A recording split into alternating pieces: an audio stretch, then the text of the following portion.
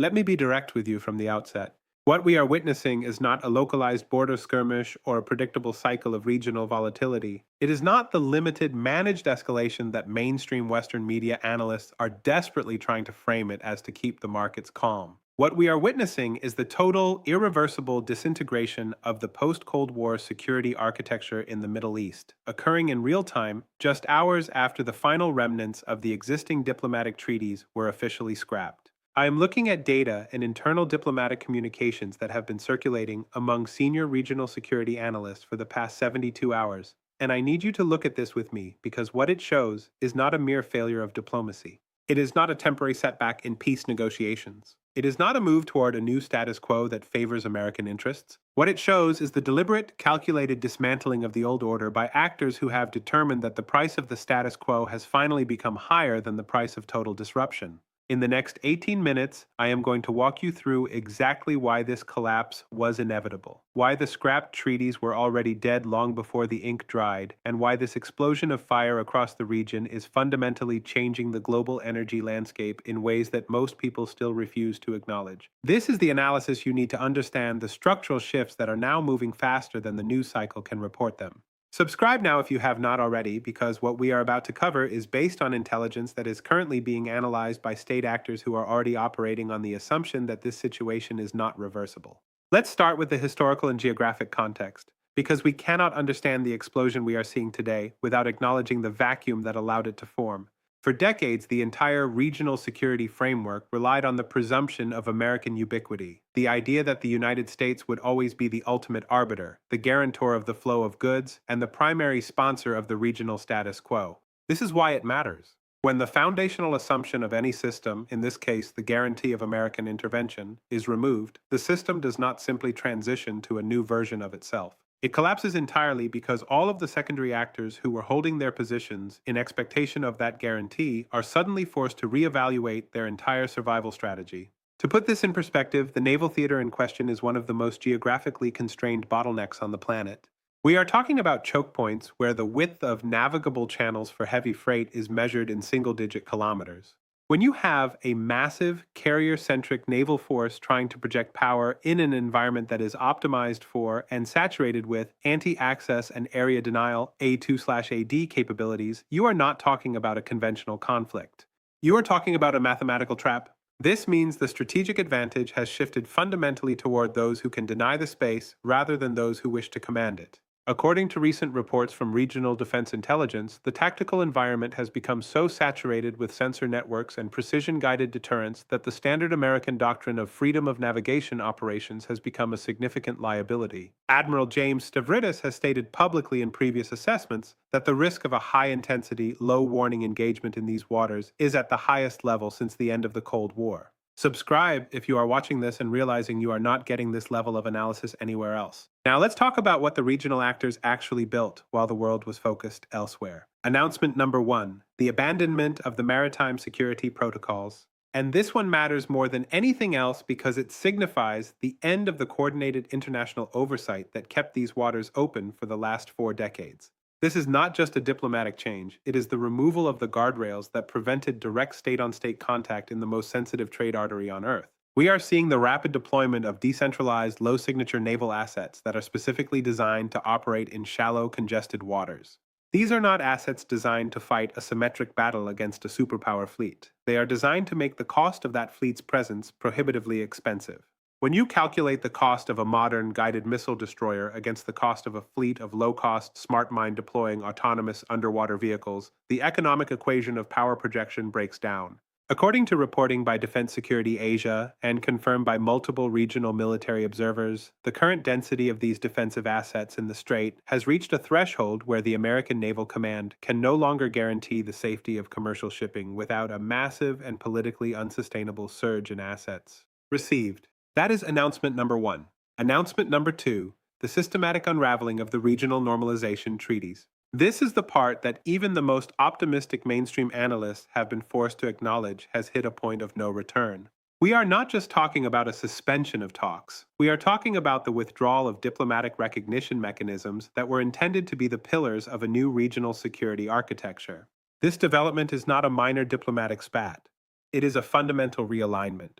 And when you understand the connection between this diplomatic withdrawal and the concurrent naval buildup, it becomes a critical issue because it proves that the regional powers have collectively decided to pursue strategic depth outside of the American orbit. Stay with me because this is where the narrative completely changes and where the realization that we are looking at a permanent shift in regional power dynamics becomes impossible to ignore. Announcement number 3, and this one almost nobody in the mainstream media is connecting correctly: the acceleration of the energy trade decoupling. While the focus has been on the military fire, the real story is that the oil and gas flow is being rerouted entirely away from Western insured shipping lanes. The reason the diplomatic treaties collapsed is the same reason the military deterrence failed. The regional exporters no longer see the American-led maritime security order as a benefit. They see it as a volatile and ultimately unnecessary cost. When you remove the dependence on the dollar-denominated security architecture, the necessity for the treaties themselves disappears. Received. That is announcement number 3. Now let's talk about what is really happening behind the headlines, because there are two stories playing out simultaneously, and the mainstream media is only covering one of them. They are covering the explosion of violence as a security crisis, while ignoring the deeper reality that the regional actors are using this crisis as a smokescreen to finalize a total divorce from the American economic and security umbrella. The administration in Washington responded by calling for an emergency session of regional partners, demanding a return to the status quo. This has not notably changed the position of any of the regional stakeholders. Think carefully about what this represents. When the United States demands a security alignment and its primary regional partners not only refuse but actively coordinate with the very powers the U.S. is trying to contain, that is not ambiguity. That is not diplomatic nuance. That is a verdict. It is a clear, unambiguous statement that the era of unquestioned American hegemony in this theater is over. If you operate a business, manage a portfolio, or rely on global supply chains for your daily life, what is happening right now in this region is not just a foreign policy story. It is a cost of goods story, it is a currency stability story, and it is a fundamental shift in the global energy price floor. This pattern has repeated throughout history, and every time it repeats, the outcome is the same. Look at the Soviet experience in Afghanistan in the 1980s. A superpower, convinced of its own tactical superiority, was bled dry by an adversary that understood the terrain, the local political reality, and the limits of the superpower's long-term endurance. Both sides entered the conflict with fundamentally different objectives. The superpower wanted to maintain control, while the adversary wanted to make control impossible. The result was not just a military failure, it was a systemic exhaustion that accelerated the collapse of the power itself. The parallel here is becoming exact.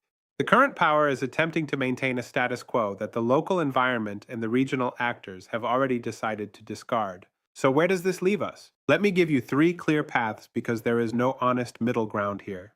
Path 1, a managed face-saving retreat. This would require the United States to unilaterally accept a diminished role, allow regional powers to handle their own security, and shift its focus entirely to containment. The conditions required for this are virtually non-existent in the current political climate in Washington. The likelihood of this path is very low. Path 2, a slow-motion forced eviction. This is the scenario where the continued incremental escalation leads to a catastrophic incident involving a major naval asset, forcing a massive, chaotic, and unplanned withdrawal under fire. The triggers for this are already in the water. The consequences would be a regional conflict that would make the energy shocks of the 1970s look like a minor market correction. Path 3, the new normal of high-friction coexistence. In this scenario, the U.S. attempts to maintain a presence while being effectively paralyzed by the new regional defensive reality, leading to a decade of tension, economic decoupling, and a slow, painful loss of influence. I think we are closer to Path 2 than the headlines suggest. The momentum of the current deployments and the absolute hardening of positions indicate that we are past the point where diplomatic off-ramps are viable. But I must add a caveat: these actors are rational in their own terms. They do not want total war, but they are clearly willing to accept the risk of it if that is what it takes to break the status quo. Here are the questions I want you to take away. If the U.S. cannot enforce its security mandates in a single critical strait, what does that say about its ability to maintain its global alliances elsewhere? If the regional powers have already successfully decoupled their energy trade, what remains of the petrodollar security model? And finally, are you prepared for a world where your local energy and goods costs are no longer tethered to a managed global stability, but to a volatile, multipolar reality? Tell me in the comments what you think the administration does next. Do they double down, or do they look for an exit? Tell me if you think we are on path 2, as I suspect, or if I am overestimating the resolve of the regional actors. We will keep tracking every development in the Strait of Hormuz and the wider region. That is what we do here every single day. Subscribe now. Share this analysis with everyone in your network who is trying to understand why the headlines are not adding up. Turn on notifications so you do not miss the next update, and we will see you in the next analysis.